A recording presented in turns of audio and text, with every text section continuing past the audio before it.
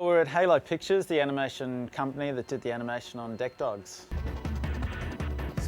I knew Chris's work and I knew how he worked and I wanted to work with him, and I just went, that's the obvious people that we should go to. It's his direction and what he wants, but it's sort of how you then get that to screen.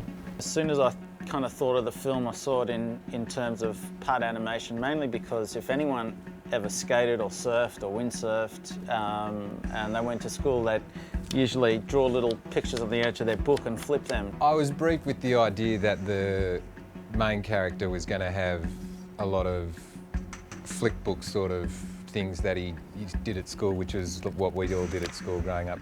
In skate mags and surfing mags, there's a definite trend of animated characters, going back to the 70s, Captain Good Vibes, all those things. So those were design references. Because the lead character vents his frustrations and channels his feelings through these flip books, it's a way for us to get into his mind. Being an artistic little skater, he kind of comes up with stuff in that medium, you know. In the film, it's a way for the father to get into the mind of his son because he finds all the flip books, flips them, learns about all his son, and kind of finally understands the stuff that means something. The lead character in the animation is a dog.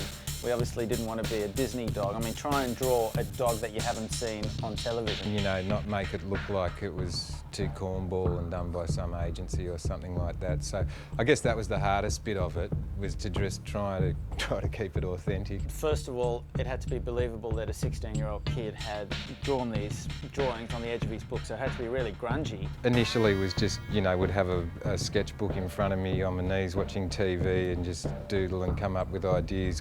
We wanted to keep him pretty abstract and that sort of thing. I mean, there's some early sketches of him. Something that's done, just with a felt tip pen and a process of doing bits up, bringing them in, seeing what the fellas thought of them. He looks too mean, he's not mean enough, he hasn't got enough attitude, his body was very important. Should it be a stick figure or should it have some shape with clothes on it? Yeah, that was fun knowing what Steve was wanting or talking about then. We came up with what we think is an original skate dog.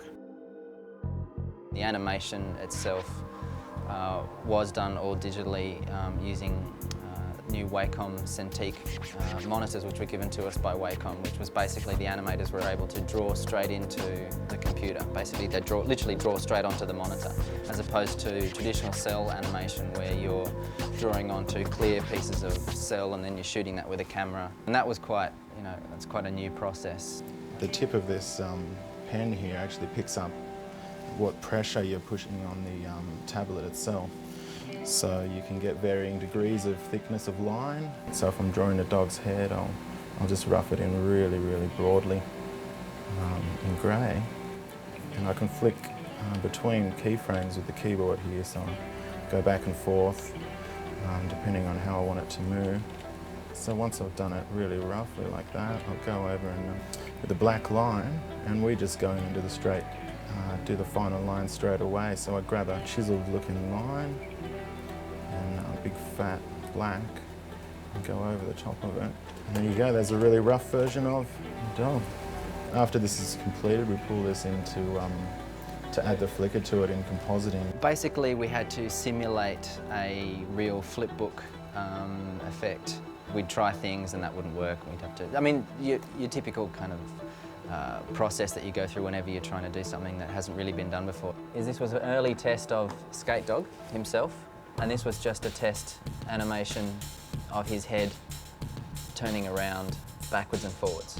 And that was a test that was more aimed at developing the character of Skate Dog himself. And as you can see here, this is a very early test that we did, which still looks quite digital and very, it's all very symmetrical, and all of the flips look very much the same. The next stage where Skate Dog and Baby T kiss, he's drawing this animation in his class. So this is the next stage of the flicker effect, just on a small part of that animated sequence. You've got blurred images here coming in,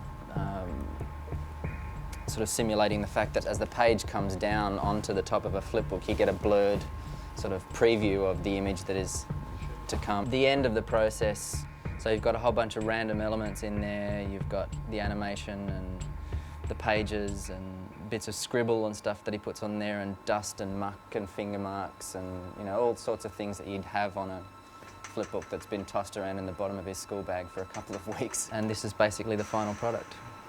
Actually, what we got way surpassed my expectations for what I thought the animations could be in the film. The result was amazing.